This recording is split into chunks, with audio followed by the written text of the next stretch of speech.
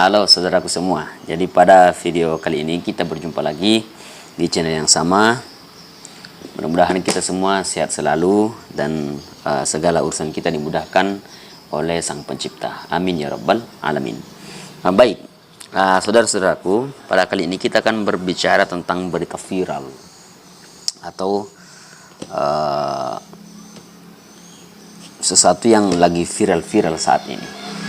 Jadi banyak yang viral, dan yang lagi viral baru-baru ini adalah kasus penyanyi religi bernama Nisa Sabian. Ya, ada yang mengatakan bahwa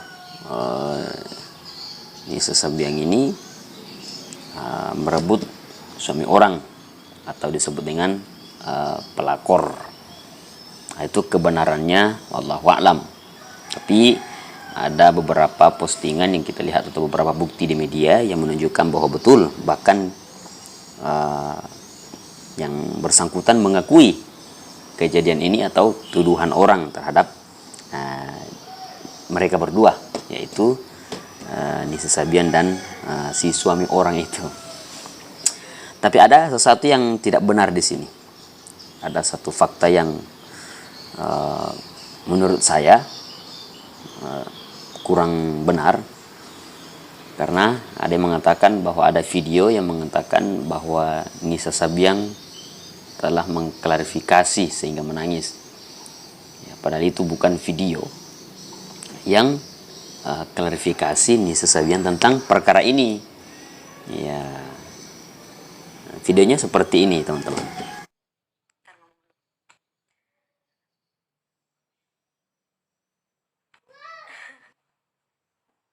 Ya, ini tuh yang bikin teman-teman Sabian terus semuanya tuh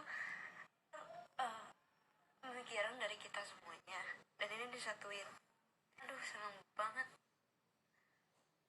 Gue gak tahu. Pokoknya thank you buat semuanya yang udah support kita.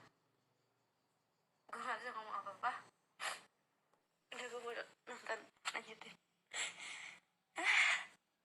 Nah, itulah tadi video yang dianggap oleh orang-orang sebagian di media bahwa itu adalah klarifikasi Nisa Sabian, padahal itu bukan klarifikasinya. Apa buktinya? Persoalan ini kan baru beberapa hari yang lalu. Sementara video ini ada bukti menunjukkan bahwa video ini sudah 10 bulan yang lalu. Nah, coba kita cek saja di YouTube. Kita ketik saja Nisa Sabian menangis. Maka ada beberapa di situ video, di urutan keberapa, ketiga, keempat kalau nggak salah itu, di situ ada menunjukkan video yang dikatakan oleh orang video klarifikasi Nisa Sabian pada saat perkaranya ini. Tapi ternyata video itu adalah video 10 bulan yang lalu. Nah, ini dia nih. Ini yang menjadi bukti bahwa ini video sudah lama. Ini Nisa Sabian menangis ada apa judulnya. Baru di thumbnailnya itu kenapa? Itu ada 11 bulan yang lalu. Ini sehingga menjadi 4 hari yang lalu, 3 hari yang lalu. Dan ini tolong kepada teman-teman kalau memposting sesuatu ya yang bijak lah. Jangan mengatakan sesuatu itu tanpa dasar yang benar. Ini kan video sudah lama.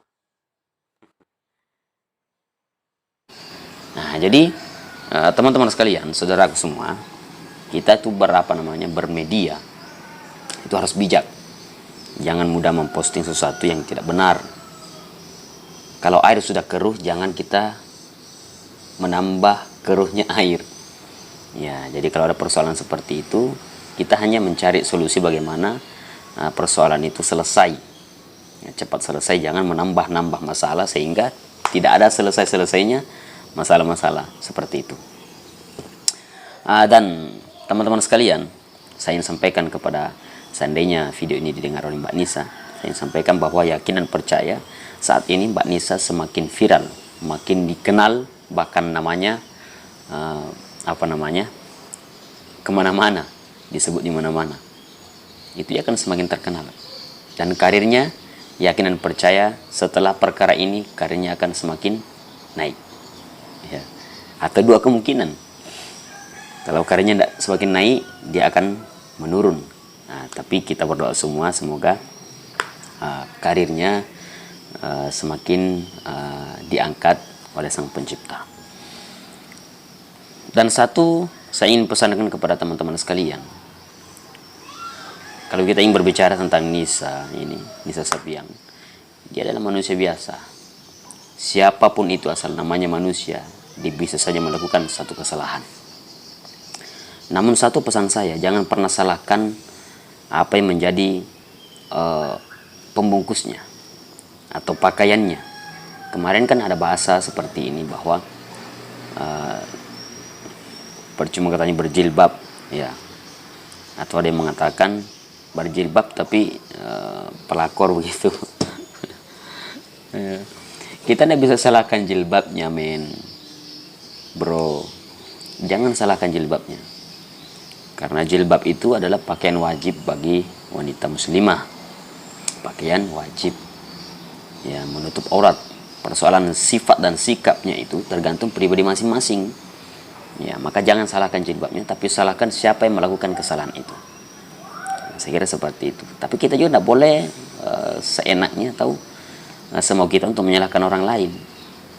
Ya, karena kalau kita tidak punya bukti, belum tentu ketika kita menyalahkan orang itu dia betul-betul melakukan kesalahan.